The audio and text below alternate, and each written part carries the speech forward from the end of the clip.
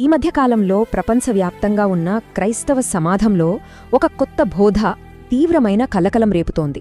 దాని పేరే షించియోంజి. ఇది లీ మ్యాన్ హీ అనే ఒక కొరియా బోధకుడు ప్రారంభించిన ఒక శాఖ. అయితే దీన్ని ఎందుకు ఒక ప్రమాదకరమైన దుర్బోధగా చాలామంది పరిగణిస్తున్నారో తెలుసుకోవడం ప్రతి విశ్వాసికి ఈ రోజుల్లో చాలా అవసరం. అయితే ఈ షిన్చియోంజి అనే కొత్త బోధ గురించి మీకు ఎంతవరకు తెలుసు? ఇది ఎక్కడో కొరియాలో మొదలైంది కదా అని మనం తేలిగ్గా తీసుకోలేం.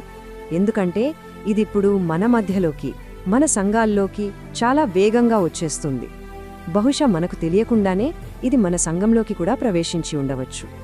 అందుకే దీని గురించి పూర్తిగా తెలుసుకోవడం ఇప్పుడు చాలా ముఖ్యం. సరే, ముందుగా అసలు దీని మూలాలెక్కడున్నాయి, దీని పేరు వెనుక ఉన్న అర్థమేంటి అనే విషయాలు చూద్దాం. దీని పునాదిని మనం సరిగ్గా అర్థం చేసుకుంటేనే ఇది ఎందుకు అంత ప్రమాదకరమైనదో మనకు స్పష్టంగా తెలుస్తుంది. షించియోంజి ఈ మాటకు కొరియా భాషలో క్రొత్త భూమి, క్రొత్త ఆకాశం అని అర్థం వస్తోంది. ఈ మాటలు మనకు బైబిల్లో ప్రకటన గ్రంథంలో కనిపిస్తాయి కదా? అవును, అక్కనుండే ఈ పదాన్ని తీసుకున్నారు. ఇంత పవిత్రమైన పేరును వాళ్లు తమ బోధలకు ఎలా వాడుకుంటున్నారో మనం ముందు ముందు చూడబోతున్నాం. ఈ ఉద్యమాన్ని లీమాన్ హీ అనే ఒక కొరియా బోధకుడు మొదలుపెట్టాడు. ఈ వ్యక్తి, అతని బోధలే ఈ శాఖ యొక్క మొత్తం సిద్ధాంతానికి మూలాధారం. ఈ పేరు గుర్తుపెట్టుకోండి.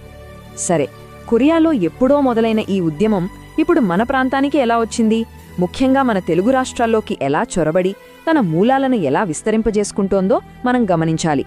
వాళ్ళు చాలా తెలివిగా పనిచేస్తారు. ఆన్లైన్లో బైబిల్ తరగతులు నిర్వహిస్తారు, సేవకుల కూడికలు అని చెప్తారు. వాళ్ల ప్రధాన ఆకర్షణేంటో తెలుసా?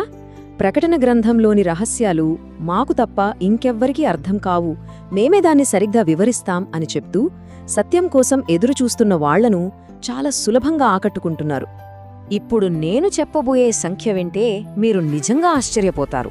ఇప్పటివరకు మన తెలుగు రాష్ట్రాల్లో దాదాపు 150 సంఘాలను వాళ్ల దుర్బోధలోకి లాగేసుకున్నారు. ఆలోచించండి, 150 సంఘాలు!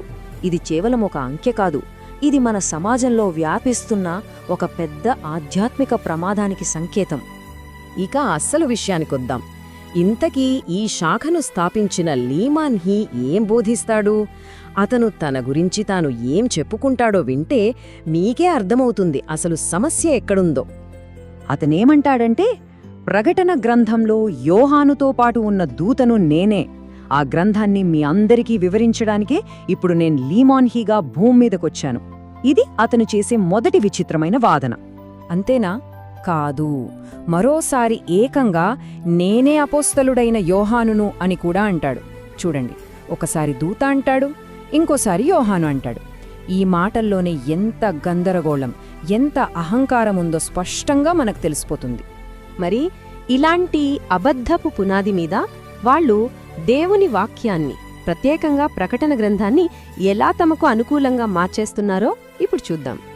వాళ్ల బోధన ప్రకారం ప్రకటన గ్రంథంలోని 1 నుండి 17 అధ్యాయాలు ఇప్పటికే పూర్తయిపోయాట.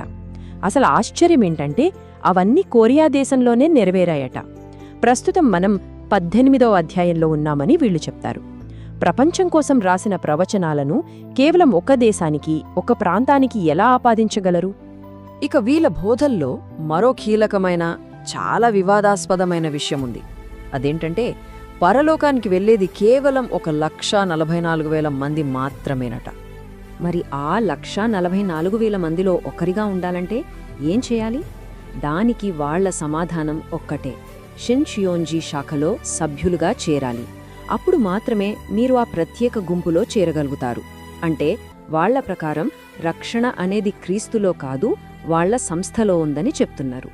దీన్ని బట్టి వాళ్ల అహంకారం మనకు స్పష్టంగా అర్థమవుతోంది.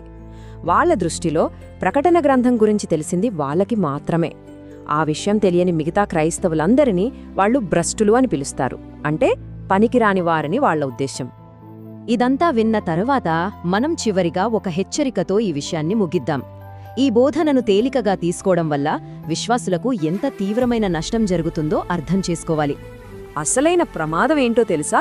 ఈ తప్పుడు బోధలు సంఘాల్లో ఒక అంటువ్యాధిలా చాలా వేగంగా వ్యాపిస్తున్నాయి. దీనివల్ల ఎంతోమంది నిజమైన విశ్వాసులు దారి తప్పుతున్నారు. దైవసేవకులు హెచ్చరించేది ఏంటంటే ఈ బోధలు చివరికి వాళ్ళ ఆత్మలను నరకానికి పంపిస్తున్నాయి. ఇది కేవలం సిద్ధాంతపరమైన వాదన కాదు, ఇది ఆత్మల రక్షణకు సంబంధించిన అత్యంత ప్రాముఖ్యమైన విషయం. కాబట్టి మనం గుర్తుంచుకోవాల్సిన కీలక విషయం ఇదే. ఈ దుర్బోధ విషయమై అత్యంత జాగ్రత్తగా ఉండండి. విన్న ప్రతిదాన్ని గుడ్డిగా నమ్మకుండా దేవుని వాక్యంతో దాన్ని సరిపోల్చుకోండి. మీ విశ్వాసాన్ని కాపాడుకోండి. ఈ దుర్బోధ విషయమై జాగ్రత్త కలిగి ఉండండి. వందనాలు.